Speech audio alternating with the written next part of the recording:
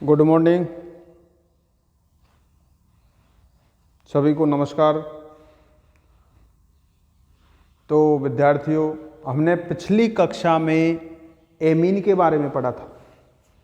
Chapter चल रहा था अपना एमीन के आईयूपीएसी नाम और सामान्य नाम और उनको बनाने की विधि वगैरह और भौतिक गुणधर्म अपन उसमें पढ़ चुके थे। अब इसके बाद अपन पढ़ेंगे इसमें एमीनों के रासायनिक गुण। एमीनों के रासायनिक गुण। तो रासायनिक गुणों में क्षारीयता की बात करते हैं। सबसे पहले जो भी बच्चे नए इस ग्रुप में जुड़े हैं तो वो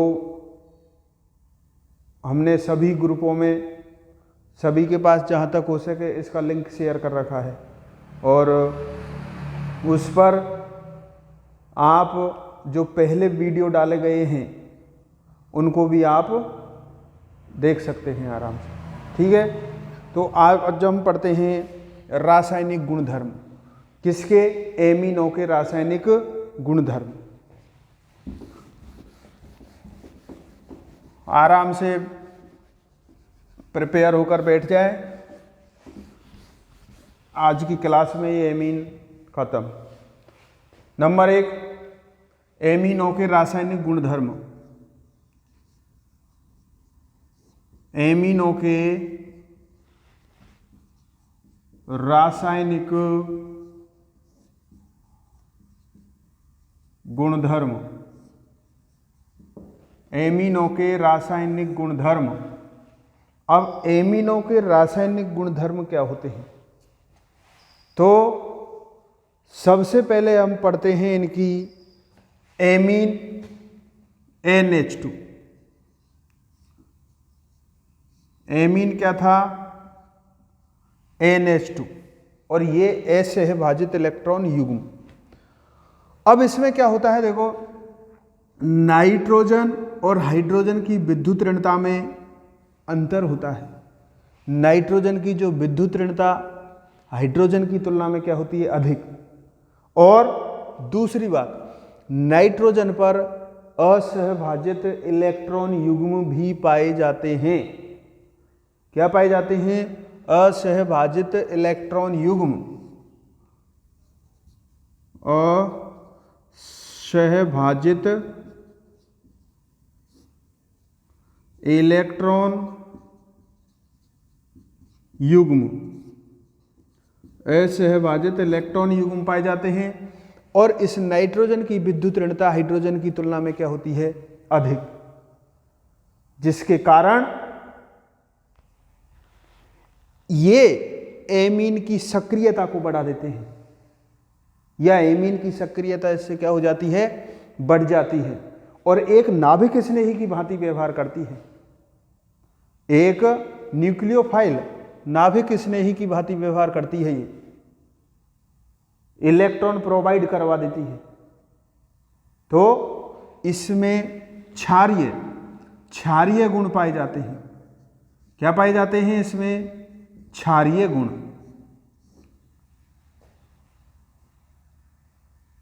तो एमीन में दो बात हुई। पहली तो नाइट्रोजन और हाइड्रोजन के बीच विद्युत ऋणता में अंतर होता है। अंतर मतलब नाइट्रोजन की विद्युत ऋणता अधिक और हाइड्रोजन की विद्युत ऋणता कम। और नाइट्रोजन पर असहभाजित इलेक्ट्रॉन युग्म उपस्थित भी होते हैं, जिनके कारण ये एक नाभिक स्नेही की भांति व्यवहार करता है। ठीक है, अब यहां पर बात आती है क्षारीयता की।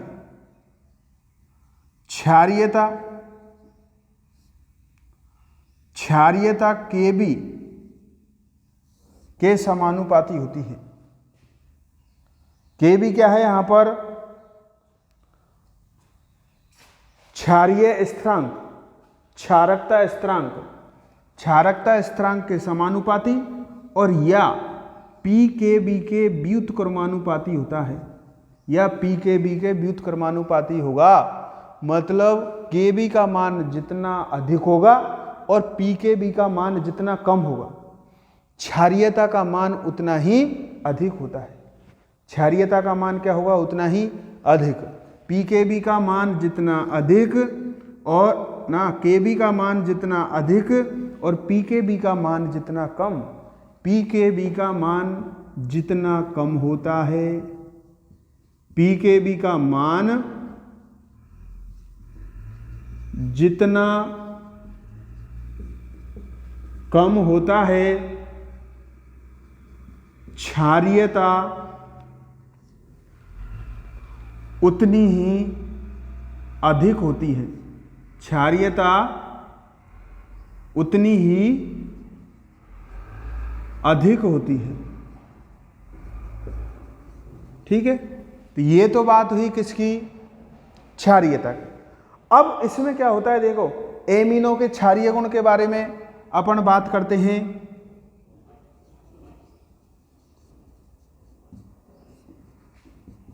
एमीनो के क्षारीय गुण,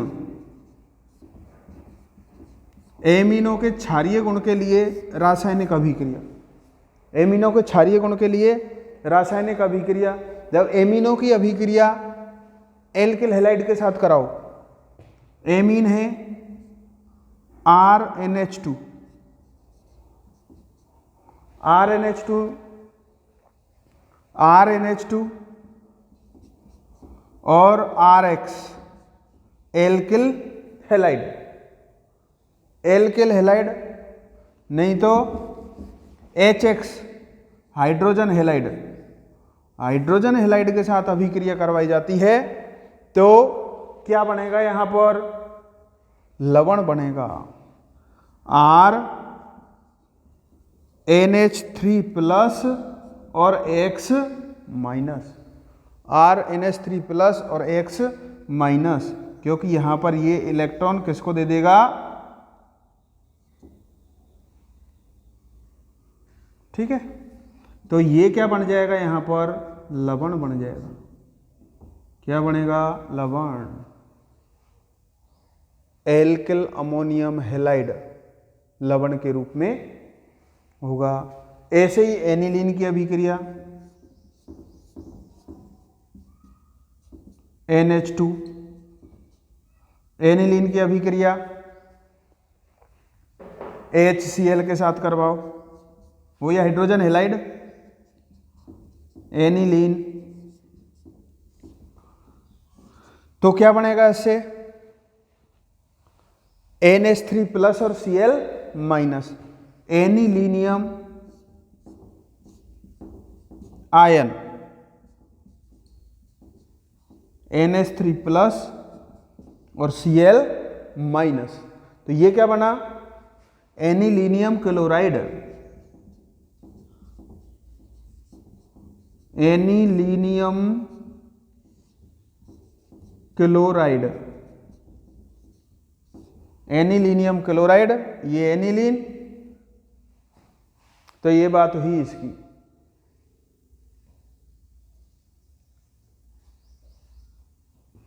लिख लो इसको।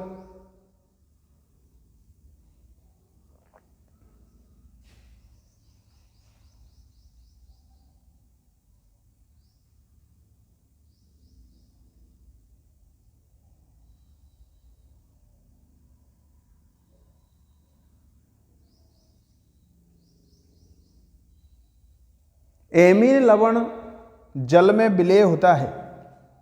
एमीन लवण ये क्या होता है?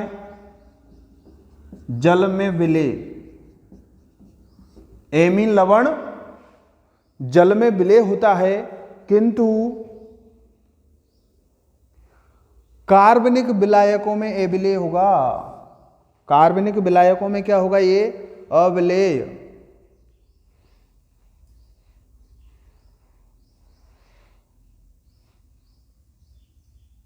हो गया? चलो लिख लो फटाफट, मिटा दूं अब। ओके,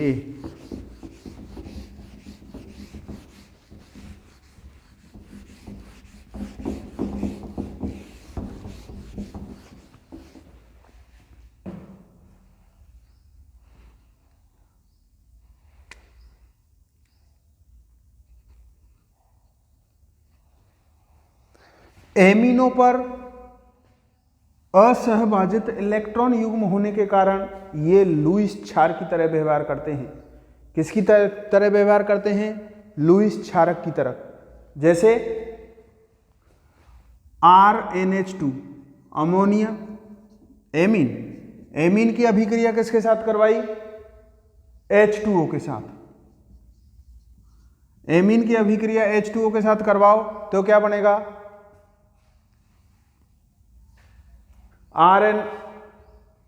RNH3 प्लस और OH माइनस, RNH3 प्लस और OH माइनस।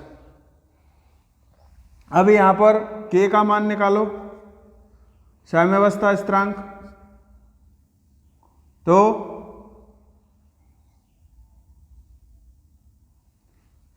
इसमें देखो पहले सांद्रता किसकी लिखेंगे अपन? उत्पाद की सांद्रता अपॉन क्रियाकारक की सांद्रता। तो RNH3 प्लस की सांद्रता और OH माइनस की सांद्रता, ठीक है। इसके बाद इसका RNH2 की सांद्रता और ये H2O की सांद्रता। अब इस H2O को ले आओ यहां पर, तो K इक्विलिब्रियम लिख लो इसको, इनटू H2O का पक्षांतरण कर दिया। तो इसके बाद क्या बचेगा? तो इसको अपन क्या बोलेंगे अब? Kb क्षार वियोजन स्थिरांक। तो Kb का मान कितना हो जाएगा? RNH3 OH माइनस और RNH2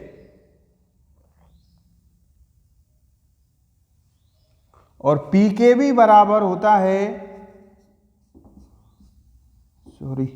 pKb बराबर minus log Kb, minus log Kb। Kb का ऋणात्मक लॉग pKb कहलाता है। Kb का ऋणात्मक लॉग क्या कहलाता है? pKb। इसलिए pKb का मान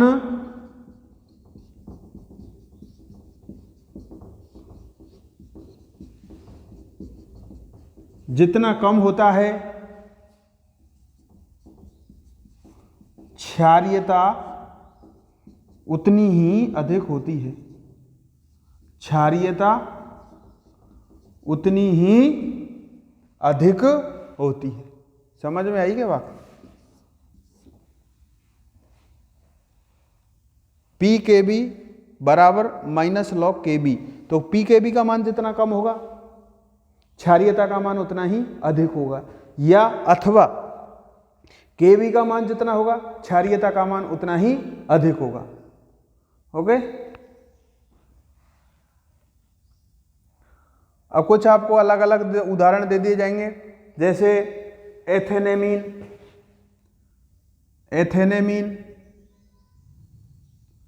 CH3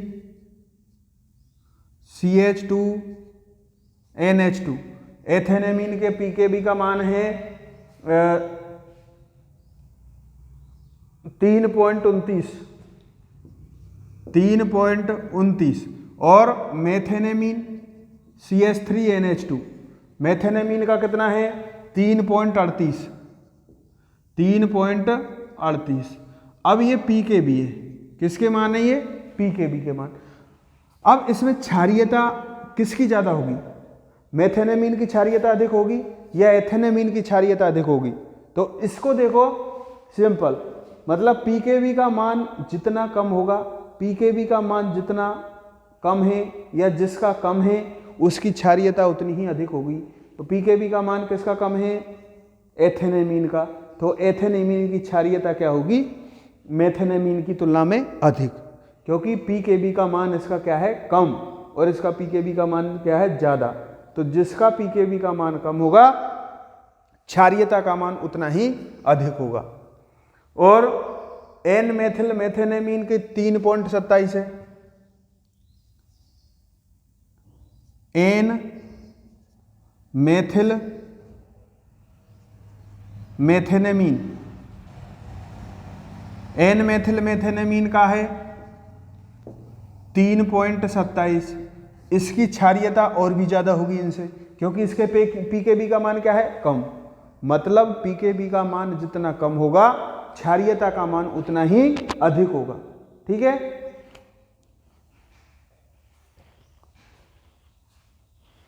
लिख लो इसको।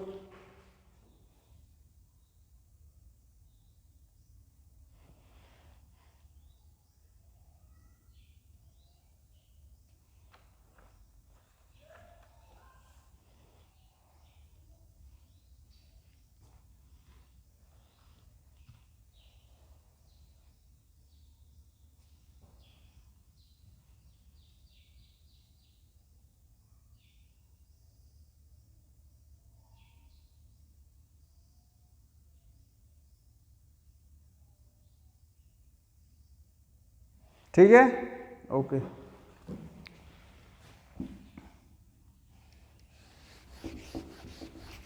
अब हम बात करते हैं क्षारीयता का क्रम।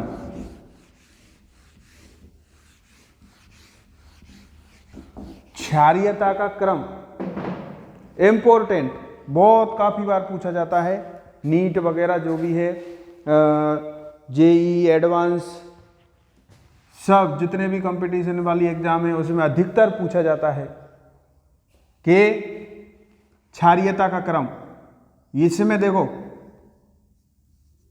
R बराबर CH3 और R बराबर C2H5। R बराबर क्या है, C2H5,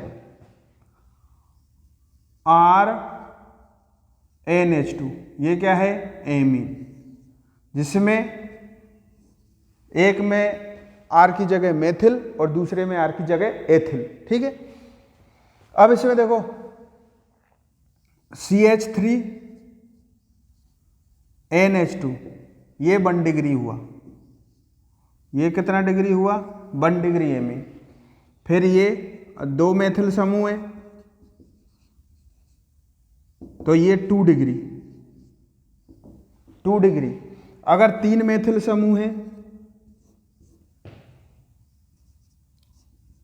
तीनों हाइड्रोजन का प्रतिस्थापन किसके द्वारा हो जाएगा, मेथिल के द्वारा, तो ये हुआ 3 डिग्री। ओके, इधर आ जाओ, C2H5NH2, ये हुआ 1 डिग्री, और C2H52NH, ये हुआ 2 डिग्री, और C2H53N, ये कितना हुआ, 3 डिग्री। ये क्या हुआ, 3 डिग्री। अब हम दोनों में क्षारीयता का क्रम निकालेंगे। इसमें एथेनेमीन और मेथेनेमीन में 1 डिग्री, 2 डिग्री, 3 डिग्री क्षारीयता का क्रम।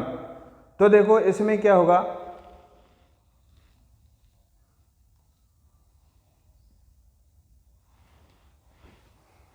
अब इसमें बात करते हैं अपन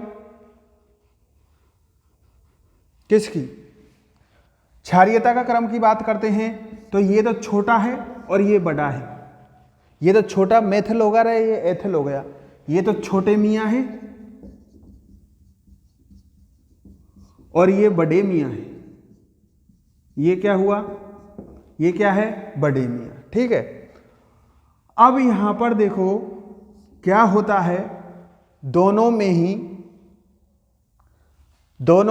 1 2 3 डिग्री। ठीक है, अब यहां पर देखो जो भी घर में होता है, जो भी कोई भी हो जो 2 नंबरी काम करता है, उसके पास सबसे ज़्यादा धन होता है, सबसे ज़्यादा धनी होता है, सबसे ज़्यादा क्या होता है, क्षारीय होता है। जो धनी होगा वो क्या होगा, इलेक्ट्रॉन धनी है तो वो सबसे ज़्यादा क्या है, क्षारीय।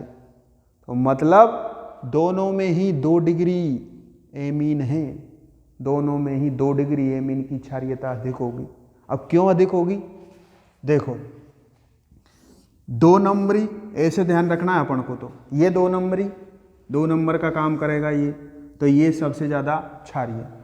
दोनों में या तो छोटे मियाँ हो चाहे बड़े मियाँ हो, चाहे मेथिल एमीन हो चाहे एथिल एमीन हो, एथेनेमीन हो चाहे मेथेनेमीन हो, दोनों में क्षारीयता सर्वाधिक किसकी होगी, CH3 2NH।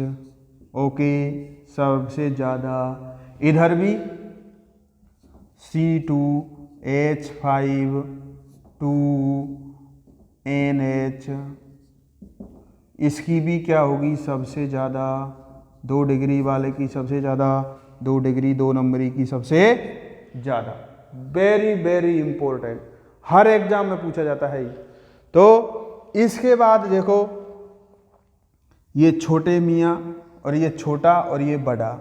अब आ जाएगा इसमें छोटा वाला, छोटे में इसके बाद में छोटे में छोटा और बड़े में बड़ा, छोटे में छोटा और बड़े में बड़ा। ये छोटे मियाँ में छोटा है इसके बाद, और बड़े का बड़ा। छोटे का छोटा मतलब 1 डिग्री, CH3NH2, CH3NH2, ये क्या हुआ, 1 डिग्री। और बड़े मियाँ एथेनेमीन में जाएंगे तो इसमें बड़ा कौन सा हुआ, 3 डिग्री, C2H5 3N। और अब देखो इसके बाद बचा क्या, इसके बाद क्या बचा, जब 2 डिग्री आ गया, 3 डिग्री आ गया, तो कौन सा बचा अब, 1 डिग्री। तो C2H5NH2, ठीक है, ये हुआ 1 डिग्री। इसमें क्या बचा, 2 डिग्री आ गया, 1 डिग्री आ गया, और सबसे कम क्षारीयता किसकी होगी इसमें, 3 डिग्री की, CH3 3 और N, ये 3 डिग्री। ओके, और सबसे कम होगी अमोनिया की, दोनों में NH3। अगर अमोनिया भी दे रखा हो तो सबसे कम NH3 की होगी, अमोनिया की। ओके, समझ में आया क्या, समझ में आया क्या। और दूसरी बात देखो, 213 छोटे मियाँ क्या है, 213, और ये क्या है, 231, 231 क्षारीयता का क्रम। Very very important. छोटे मियाँ, बड़े मियाँ, जो मेथेनेमीन एथेनेमीन, ठीक है। इसके बाद 1 डिग्री 2 डिग्री 3 डिग्री, और अमोनिया और लगा लो NH3। NH3 का होगा सबसे कम, NH3 की क्षारीयता क्या होगी, सबसे कम, ठीक है। तो सबसे पहले जो 2 नंबरी था, 2 नंबर का काम करेगा, उसके पास इलेक्ट्रॉन धनी होगा, वो सबसे ज़्यादा इलेक्ट्रॉन धनी होगा, तो क्षारीयता भी उसकी ही अधिक होगी। तो 2 डिग्री सब में, दोनों में 2 डिग्री पहले।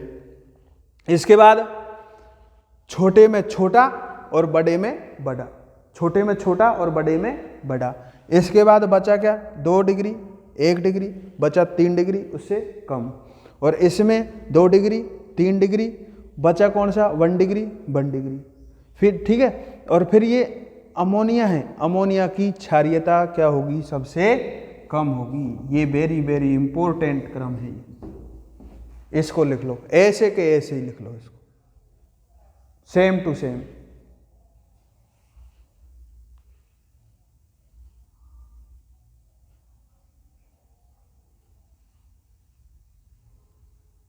और जो जितना इलेक्ट्रॉन प्रोवाइड करवाता है या जितना इलेक्ट्रॉन धनी होता है, उसकी क्षारीयता उतनी ही अधिक होती है। ये आप जानते हो, कई बार पढ़ चुके हैं अपन, ठीक है। लिख लो इसको, ये लो।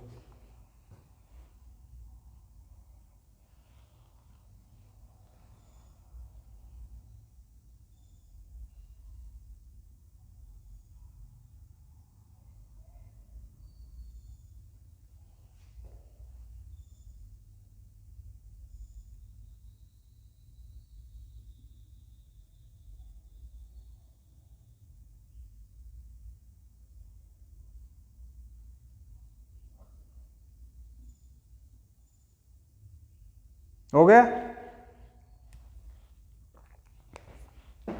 ठीक है, इसके बाद चलो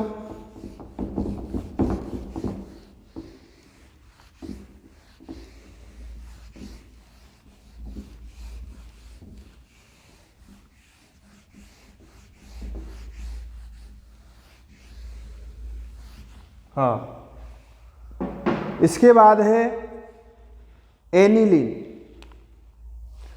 एनिलीन की क्षारीयता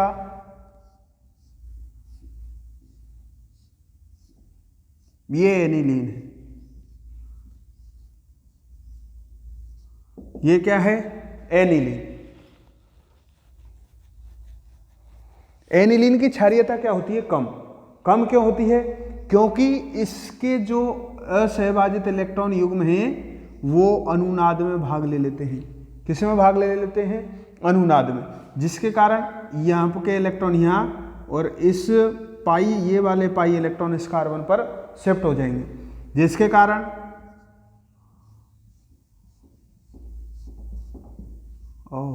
ये डबल और ये NH2 और यहाँ पर माइनस, यहाँ पर प्लस और यही संरचना बनेगी ना। इसके बाद ये वाले इलेक्ट्रॉन यहाँ पर बंद बनाएंगे तो ये वाले पाई इलेक्ट्रॉन यहाँ पर शिफ्ट हो जाएंगे। बिल्कुल साफ सुंदर बनाना ये बेंजीन की संरचना। ओके, फिर ये वाले इलेक्ट्रॉन यहाँ पर तो इस वाले इस कार्बन पर।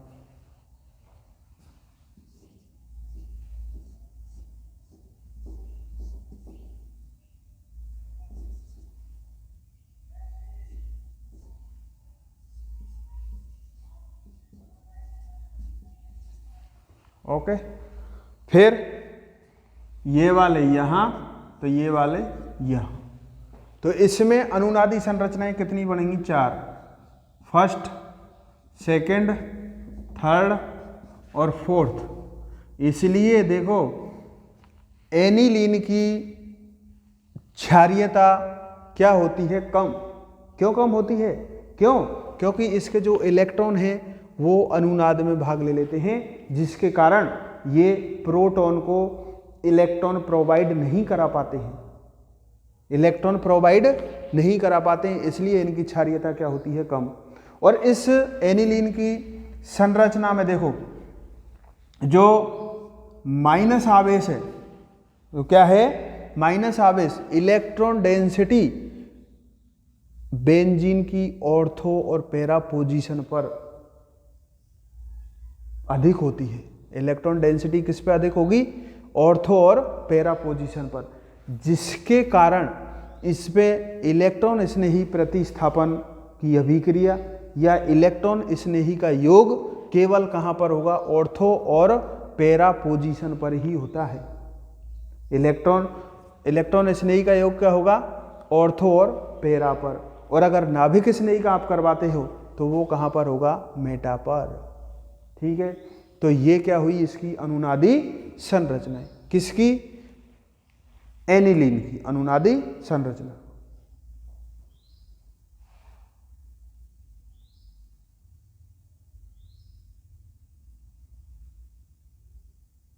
अब इसमें देखो कोई सा ग्रुप लग जाए, मान लो एक तो इलेक्ट्रॉन खींचने वाले या इलेक्ट्रॉन मुक्त करने वाले। ध्यान देना इधर, इलेक्ट्रॉन मुक्त करने वाले, इलेक्ट्रॉन मुक्त करने वाले, इलेक्ट्रॉन विड्रॉइंग ग्रुप भी कहते हैं।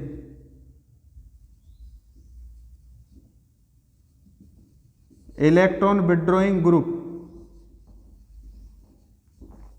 इलेक्ट्रॉन विड्रॉइंग ग्रुप, इलेक्ट्रॉन मुक्त करने वाले नहीं, इलेक्ट्रॉन मुक्त करने वाले और इलेक्ट्रॉन खींचने वाले, सॉरी गलत लिख दिया। इलेक्ट्रॉन मुक्त करने वाले मतलब electron donor, electron donor species अगर यहां पर बेंजीन वलय पर कहीं लगी हुई है तो वो क्या करेगी, इलेक्ट्रॉन डोनर अगर लगा हुआ है जैसे OCH3 मेथॉक्सी और मेथॉक्सी मेथिल, ये क्या करते हैं, क्षारीयता में वृद्धि करते हैं। ये क्षारीयता में क्या करते हैं, वृद्धि। ठीक है, क्योंकि ये इलेक्ट्रॉन डोनर होते हैं, इलेक्ट्रॉन प्रोवाइड करवाते हैं ये किसको, बेंजीन वाले को, जिसके कारण उसकी क्षारीयता में और अधिक वृद्धि हो जाएगी। और अगर मान लो इलेक्ट्रॉन खींचने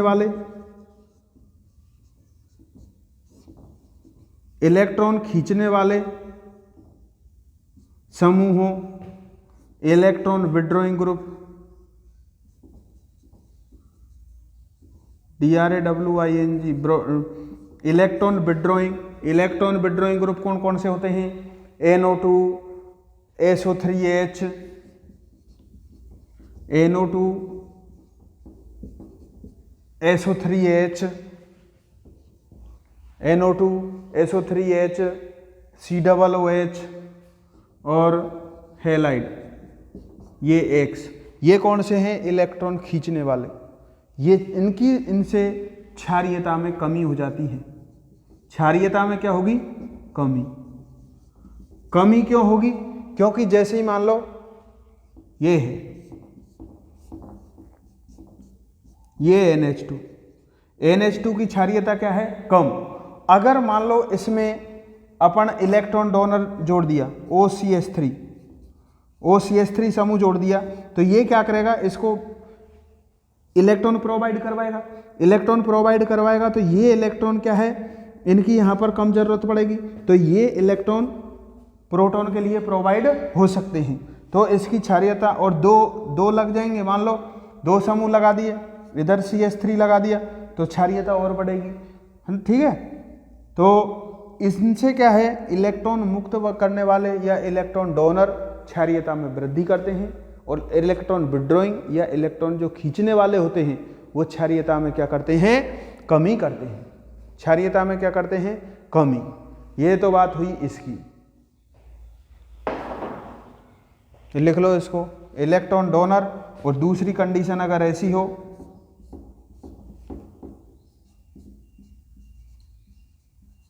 ये इलेक्ट्रॉन जैसे ये है, ये लो 2 लग गए, ऑर्थो और दोनों मेटा पोजीशन पर लगा दिए मान लो, तो इसमें क्या होगा, इसको NH2, तो ये क्या है, इलेक्ट्रॉन खींचने वाले। इलेक्ट्रॉन खींचने वाले कैसे होंगे, N डबल बॉन्ड O और ये O। तो ये वाले जो ऑक्सीजन की विद्युत ऋणता कार्बन से ज़्यादा है, तो ये वाले इलेक्ट्रॉन इधर खींचेंगे, तो जिसके कारण ये बेंजीन वाले से इलेक्ट्रॉन को क्या करते हैं, विड्रॉ करते हैं, इलेक्ट्रॉन को क्या करेंगे, खींचते हैं, जिसके कारण यहाँ पर इनकी क्षारीयता और कम हो जाएगी। इलेक्ट्रॉन खींचेंगे, ये वाले इलेक्ट्रॉन जल्दी इसमें आएंगे। ठीक है, इस प्रकार क्या होगी, इनकी क्षारीयता में कमी हो जाएगी।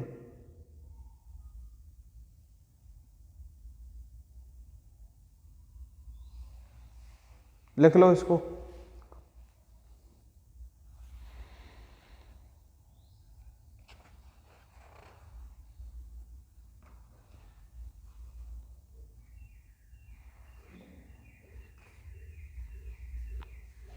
अब है एसाइलेशन,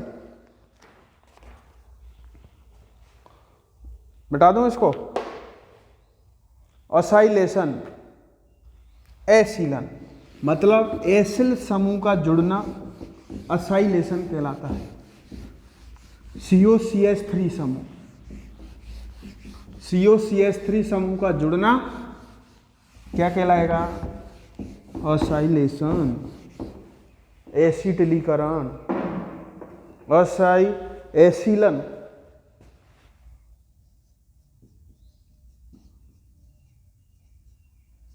एसीलन, एसिलीकरण, एसिलीकरण या असाइलेशन, जो भी आप कुछ भी बोल सकते हो उसको। ठीक है, इसमें क्या होगा, जब एमीन की अभिक्रिया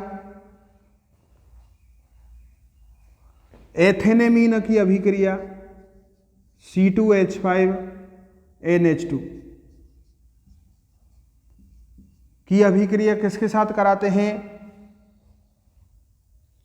एसिटिल क्लोराइड के साथ, एसिटिल क्लोराइड के साथ COCl CH3, CH3COCl इसको कहते हैं एसिटिल क्लोराइड, एसिटिल क्लोराइड। और ये क्या है? एथेनेमीन, एथेनेमीन, ठीक है।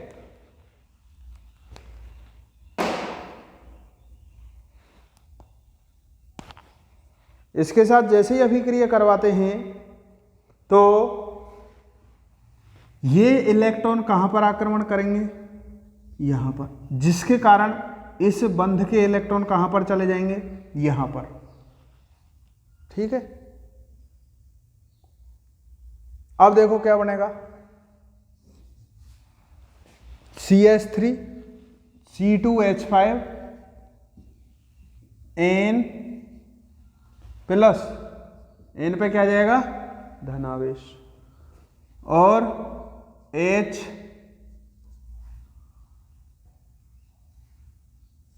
CO माइनस CH3 और ये Cl, ये बन जाएगा क्या? यही बनेगा क्या? एक हाइड्रोजन तो छोड़ दिया क्या इसको? तो ये हाइड्रोजन, ये वाला ये रहा, ओके। ये वाला इलेक्ट्रॉन यहां पर इस पे आक्रमण करेगा, तो इस कार्बन और ऑक्सीजन के जो पाई इलेक्ट्रॉन है वो किस पे शिफ्ट हो जाएंगे? ऑक्सीजन पर, जिसके कारण ऑक्सीजन पर क्या आ जाएगा? माइनस आवेश। और यहाँ से इलेक्ट्रॉन की क्या हुई है? कमी। इसने इलेक्ट्रॉन, कार्बन ने, नाइट्रोजन ने इलेक्ट्रॉन किसको दिए हैं? कार्बन ने, इसलिए इस पे कौन सा आवेश आ जाएगा? धनावेश, ये धनावेश रहा।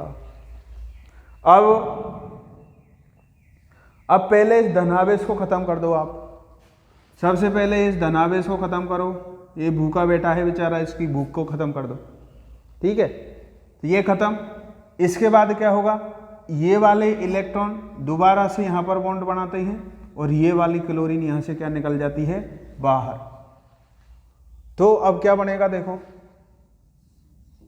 C2H5NH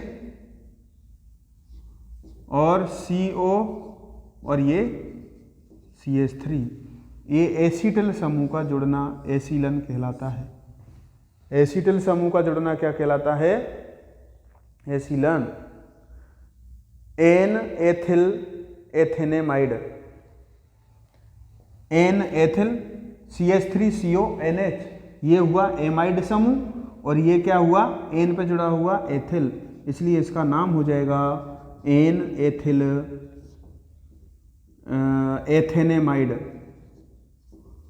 एन एथिल एथेनेमाइड इसका क्या हो जाएगा? नाम। और HCl बाहर निकल जाएगा, ये H और ये Cl और ये HCl। ये हुआ एसिटिलीकरण या एसिलन। अगर इसको अपन सीधा भी लिख सकते हैं, कैसे लिखते हैं सीधे? एग्जाम्पल देखो, उदाहरण जैसे मेथेनेमीन CH3NH2, CH3NH2 और ClCO ClCO ये एसिटिल क्लोराइड, यहाँ से सीधा HCl बाहर निकाल दो, माइनस HCl। इसके बाद ये बनेगा CH3NH CO CH3, ये क्या बन जाएगा? N methyl ethanamide, N methyl ethanamide, N methyl ethanamide यहाँ पर बन जाएगा। ये हुआ एसिलन, एसिटिल समूह का जुड़ना, एसिलन असाइलेशन, एसिटिलीकरण, जो भी आप बोलना चाहते हो वो लिख लो इसको।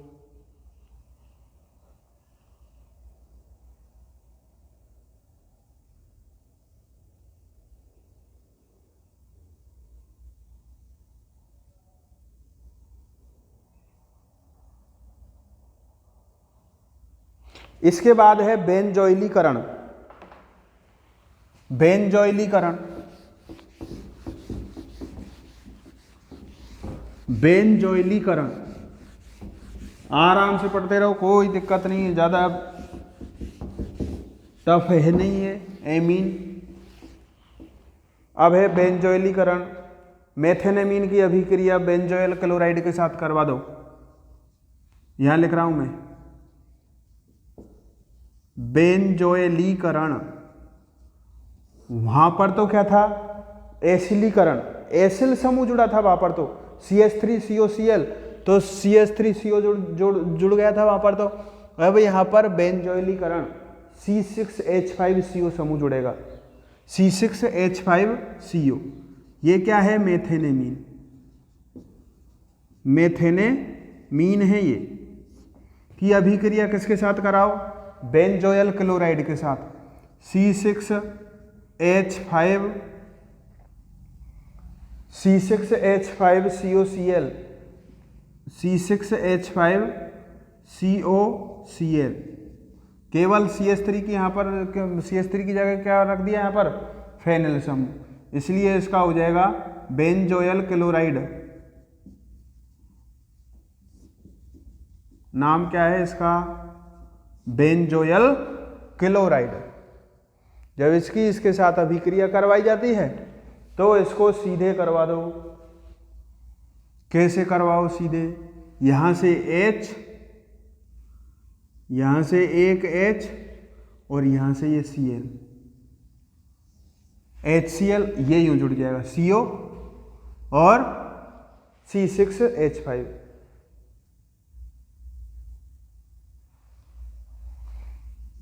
देखो CH3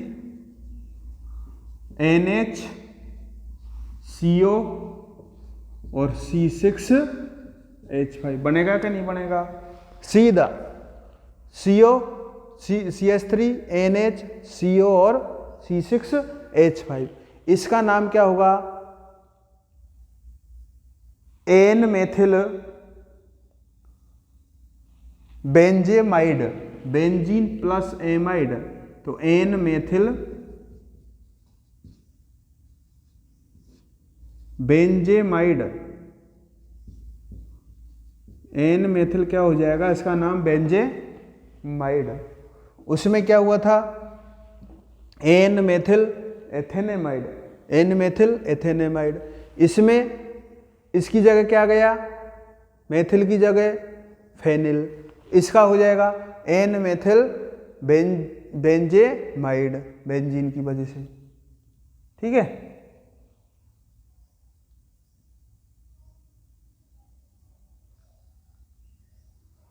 ये हुआ बेंजोइलीकरण। इसके बाद है कार्बिल एमीन अभिक्रिया। कार्बाइल या कार्बिल एमीन इंपॉर्टेंट अभिक्रिया है। कार्बिल एमीन अभिक्रिया, कार्बिल एमीन अभिक्रिया क्या है, देखो कार्बिल एमीन अभिक्रिया या आइसोसाइनाइड परीक्षण, या इसको क्या कहते हैं अपन, आइसोसाइनाइड परीक्षण, आइसोसाइनाइड परीक्षण, कार्बिल एमीन अभिक्रिया या आइसोसाइनाइड अभिक्रिया। जब प्राथमिक एमीन, ये अभिक्रियाएं किसके साथ होती है, वन डिग्री एमीन के साथ होती है। ये वन डिग्री एमीन, जब वन डिग्री एमीन की अभिक्रिया क्लोरोफॉर्म CHCl3, क्लोरोफॉर्म क्या है, ये दम घोंटू गैस है। कौन सी गैस है, दम घोंटू गैस। इससे दम घुटने लग जाता है, ध्यान रखना। तो 1 डिग्री एमीन की अभिक्रिया क्लोरोफॉर्म और KOH के साथ करवाते हैं। किसके साथ करवाते हैं? क्लोरोफॉर्म और क्षार 3KOH। 3KOH जब क्षार के साथ करवाई जाती है तो RNC NC क्या होता है? आइसोसाइनाइड। CN क्या था? साइनाइड। तो अगर एल्किल समूह से नाइट्रोजन डायरेक्ट जुड़ता है तो वो होगा आइसो, और अगर कार्बन जुड़ता है तो वो होता है साइनो। तो CN साइनो और ये आइसोसाइनो। तो क्या बनेगा इसमें? आइसोसाइनाइड। आइसोसाइनाइड बनाने की बहुत कम विधियां हैं, इसलिए ये कार्बिल एमीन अभिक्रिया क्या है यहाँ पर इंपॉर्टेंट। और 3KCl और 3H2O ये बाहर निकल जाएंगे। तो एमीन की अभिक्रिया क्लोरोफॉर्म और किसके साथ होगी? KOH के साथ। ठीक है, एग्जाम्पल देख लो इसका। R बराबर CH3 ले रहा हूं मैं, जैसे मेथेनेमीन प्लस CHCl3 और 3KOH, ये क्षार है। क्या है ये? क्षार। ये क्या है? क्लोरोफॉर्म है ये। और ये क्या है? मेथेनेमीन। इनको लिखते रहना, जैसे तुमको ध्यान रहे कि ये क्या है? क्लोरोफॉर्म क्या है? दम घोटू गैस है। ये KOH क्या है? पोटेशियम हाइड्रोक्साइड, क्षार है। पोटेशियम हाइड्रोक्साइड क्या है? क्षार है। आपको कुछ भी नहीं आता केमिस्ट्री में, फिर भी हम आपको पूरी की पूरे जो भी है छोटी छोटी चीज़ें बिल्कुल माइनर, वहाँ से अपन 0 से क्लास स्टार्ट है यहाँ पर, समझ रहे हो? जिसको कुछ भी नहीं आता उसको भी समझ में आएगा, ये मैं गारंटी देता हूँ। पूरी यूट्यूब पे घूम लेना कहीं भी, और जिसका बेस क्लियर नहीं है, जिसको छोटी छोटी चीज़ें नहीं आती, जिसका बेस क्लियर नहीं है, उस पर कुछ भी नहीं आता है, कुछ भी नहीं आएगा उस पर। इसलिए छोटी छोटी चीज़ें यही आगे जा कर के अपन को परेशानी में डाल सकती है। इसलिए हम साथ साथ में अपन क्या है, इनके नाम मेथेनेमीन, एथेनेमीन, इनके साथ साथ IUPAC भी नाम चल रहे हैं। ये क्या है? क्षार है कि अम्ल है कि कौन सा है? ठीक है। तो इसके बाद अब अपना क्या बनेगा? देखो, ये R और NC, तो CH3NC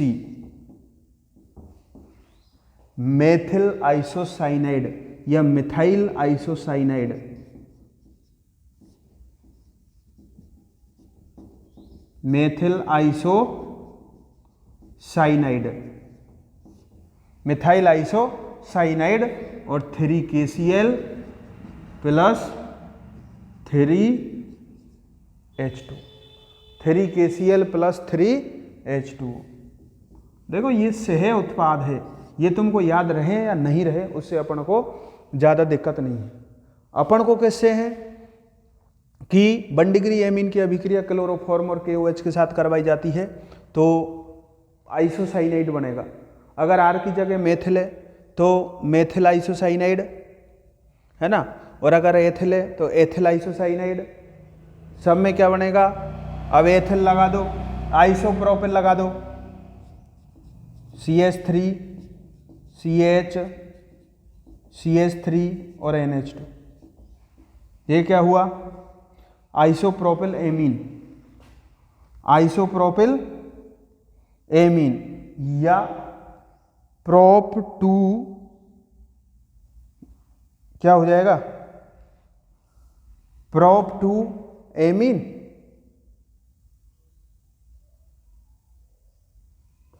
propane 2 amine, isopropyl amine. ये तो हुआ इसका सामान्य नाम। आइसोप्रोपिल एमीन, और 2-प्रोपेनेमीन,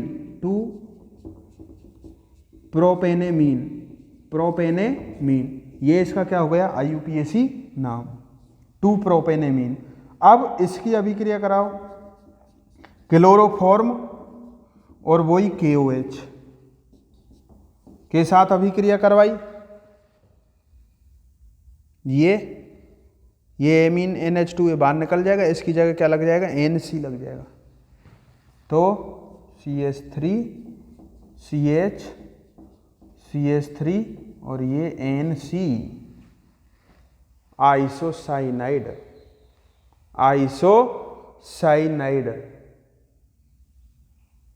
ये क्या बन जाएगा, आइसोसाइनाइड, आइसोप्रोपिल आइसोसाइनाइड।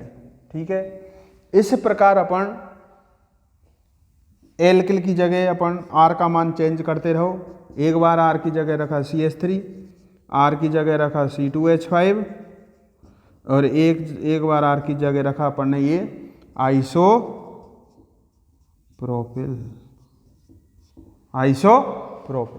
इस प्रकार। वेरी सिंपल, बिल्कुल।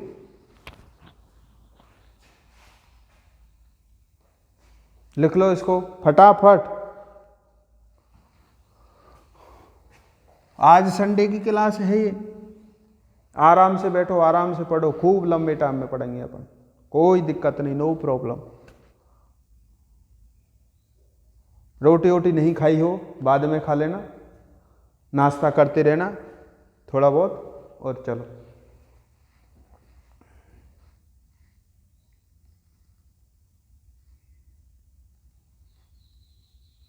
ओके,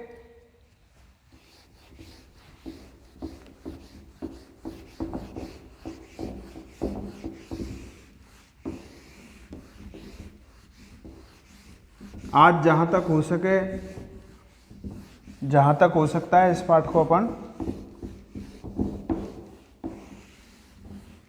समापन की ओर ले जाने का प्रयास करते हैं। अब है नाइट्रस अम्ल।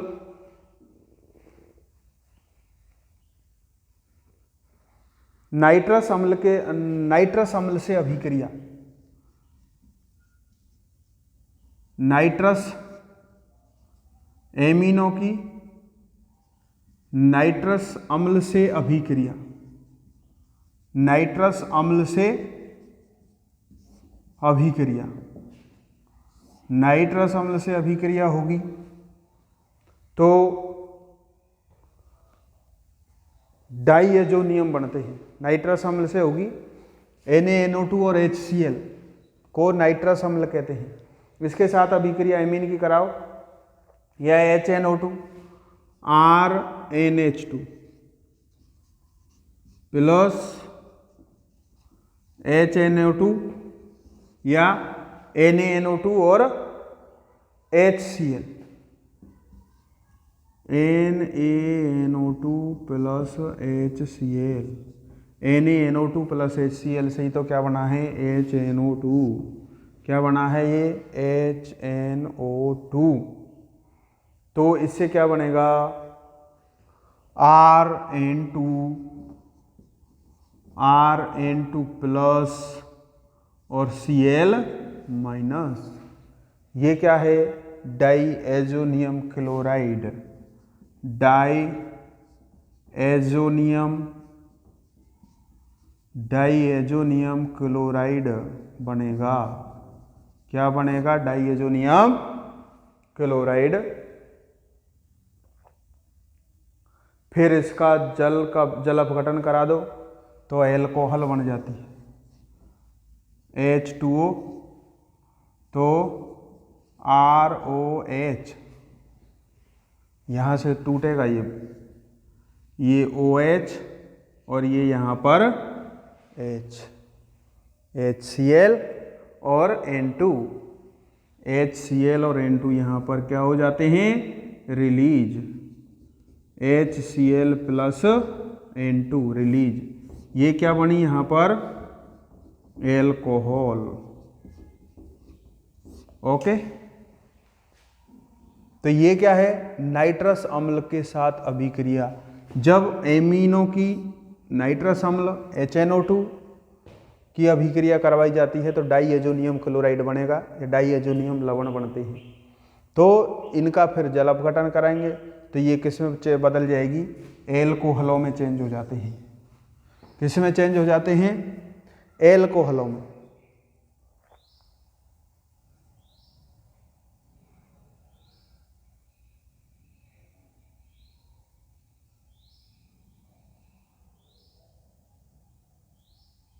जैसे उदाहरण देख लो, एक एनिलीन है C6H5NH2।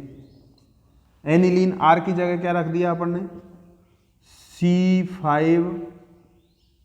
C6H5 ये, ठीक है। तो एनिलीन की अभिक्रिया करवाओ,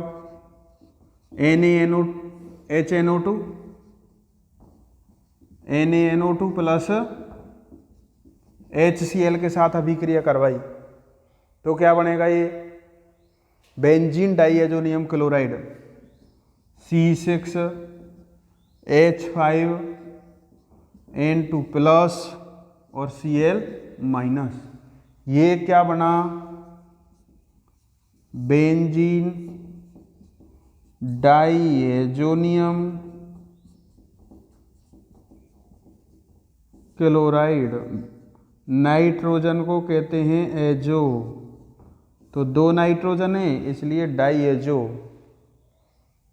डाईएजोनियम क्लोराइड, और NaCl plus 2H2O, NaCl plus 2H2। ये नाइट्रस अम्ल के साथ अभिक्रिया है। नाइट्रस अम्ल क्या बनेगा, डाईएजोनियम लवण, डाईएजोनियम लवण बनाएगा। ओके बच्चों, कोई प्रॉब्लम हो तो आप एक बार नहीं 2 बार पूछ सकते हो, 3 बार भी पूछ सकते हो, लेकिन कोई प्रॉब्लम रहनी नहीं चाहिए कि नहीं सर हमारे तो कुछ समझ में आई, कुछ नहीं आई, चलते जा रहे हैं। फिर वो छोटी छोटी जो प्रॉब्लमें होती है बाद में पहाड़ का रूप लेकर के फिर अपन को संकट में डाल सकती है। अब है हिंस वर्ग सल्फोनिल एरिल सल्फोनिल क्लोराइड से अभिक्रिया। एरिल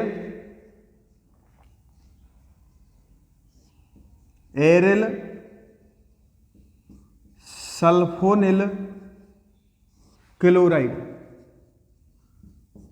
एरिल सल्फोनिल क्लोराइड के साथ अभिक्रिया, एरिल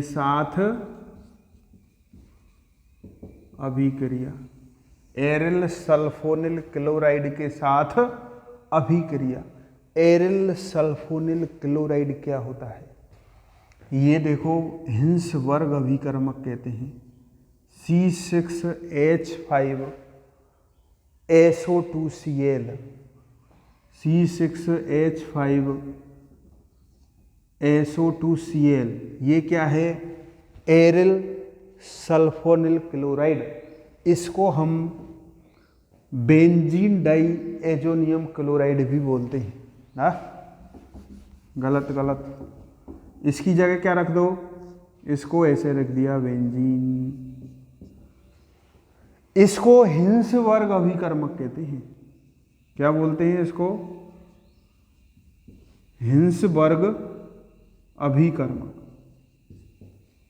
हिंस वर्ग अभिकर्मक। किसको, aryl sulphonyl chloride. Aryl sulphonyl chloride को क्या कहते हैं, हिंस वर्ग अभिकर्मक के नाम से इसको जाना जाता है। ठीक है, अब देखो ये हिंस वर्ग अभिकर्मक होता है जो प्राथमिक, द्वितीयक और तृतीयक एमीन होती है, उनके साथ अपन को रासायनिक अभिक्रिया करवानी है। तो देखो ध्यान देना इधर, नंबर 1 प्राथमिक एमीन,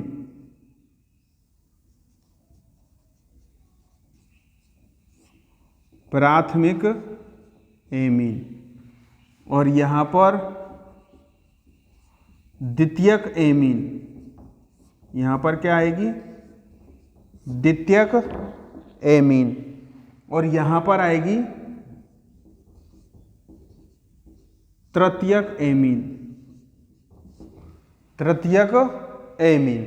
अब इसकी अभिक्रिया कैसे होगी, ध्यान दो इधर, ये Cl, अब ये N, फिर ये H, फिर ये H और R, RnH2 है, ये हाइड्रोजन HCl क्या निकल जाएगा बाहर, तभी ये रासायनिक अभिक्रिया होगी, तभी ये क्या होगी, रासायनिक अभिक्रिया।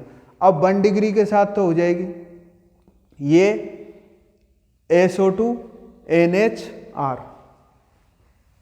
N alkyl benzene sulphenamide, sulphonamide, RnH2, ध्यान दो इधर, RnH2 plus Cl,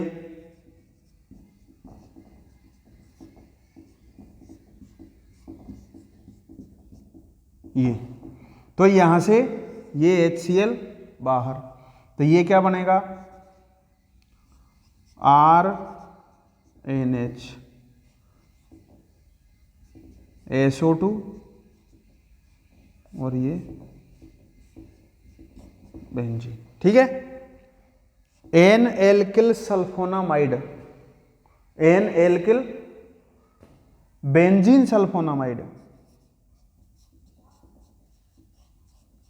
N alkyl benzene sulfonamide, ये हुआ।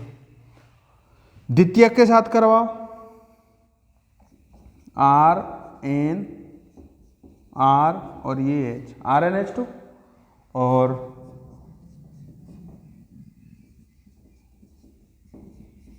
ये aryl sulphone benzene sulphonyl chloride, यहां से ये माइनस HCl और ये RN R और S,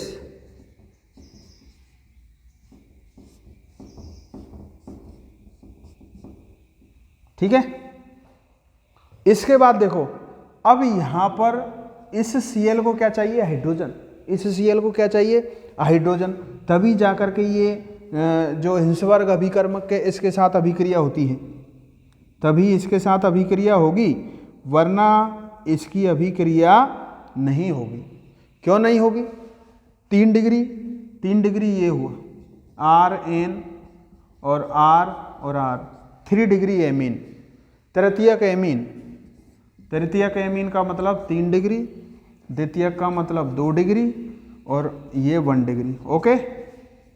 तो यहाँ पर देखो, यहाँ पर जो हिंसवर्ग अभिकर्मक है, हिंसवर्ग अभिकर्मक को क्या चाहिए, हाइड्रोजन, और हाइड्रोजन इसके पास उपलब्ध नहीं है, किसके पास, 3 डिग्री, इसलिए ये हिंसवर्ग जो अभिकर्मक है 3 डिग्री एमीन के साथ, तृतीयक एमीन के साथ कोई रासायनिक अभिक्रिया नहीं करता है।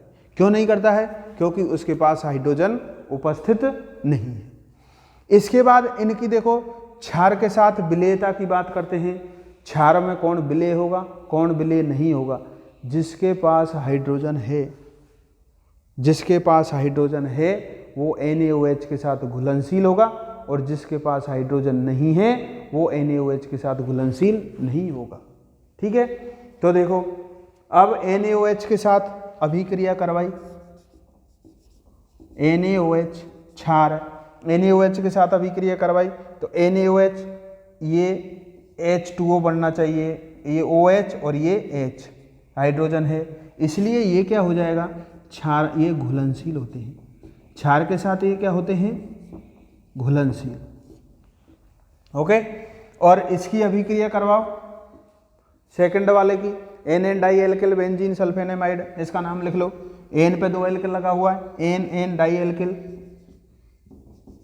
NN dialkyl benzene sulphonamide,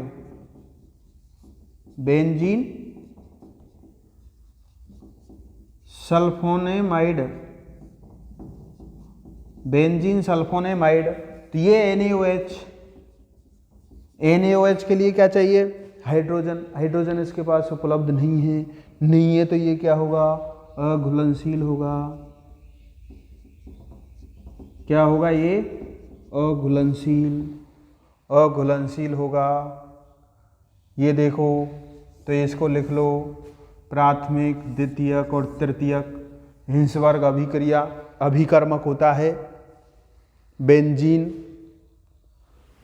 sulphonyl chloride, जो प्राथमिक एमीन के साथ अभिक्रिया करेगा, द्वितीयक एमीन के साथ अभिक्रिया करेगा क्योंकि इनमें हाइड्रोजन उपस्थित है, और तृतीयक एमीन के साथ ये अभिक्रिया नहीं करता है।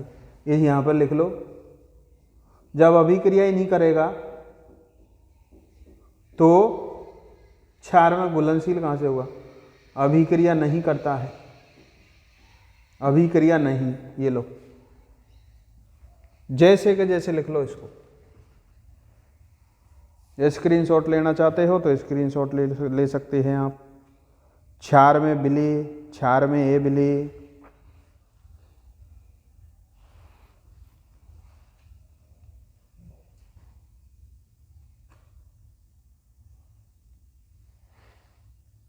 क्षार में ए विलेय, क्षार में विलेय,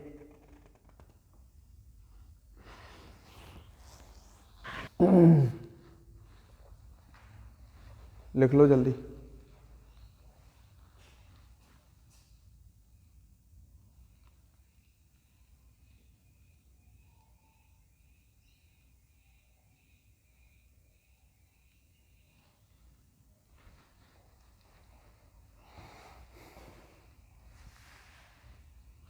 अब इसके बाद पढ़ेंगे अपन इलेक्ट्रॉन स्नेही प्रतिस्थापन। इलेक्ट्रॉन स्नेही प्रतिस्थापन। ओके, तो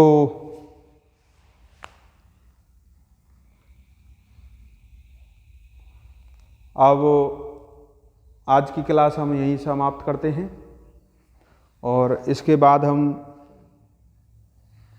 पढ़ेंगे क्या? इलेक्ट्रॉन स्नेही प्रतिस्थापन अभिक्रिया। किसकी? एमीनो की। एमीनो की इलेक्ट्रॉन स्नेही प्रतिस्थापन अभिक्रिया। आज यहीं तक। सभी को धन्यवाद। पूरी क्लास लास्ट तक आपने क्लास देखने के लिए, और सभी का शुक्रिया, और सभी अच्छे से तैयारी करते रहें, जिससे कि अभी एग्ज़ाम आने वाली है, तो साथ साथ एक एक चीज़ को क्लियर करते चलें। किसी भी प्रकार की अगर आपको प्रॉब्लम हो तो आप मेरे नंबर हैं, इन पर आप कॉल कर सकते हो। 7726847200। इस पर आप कभी भी कोई भी प्रॉब्लम हो आप पूछ सकते हैं। ओके, थैंक यू, धन्यवाद।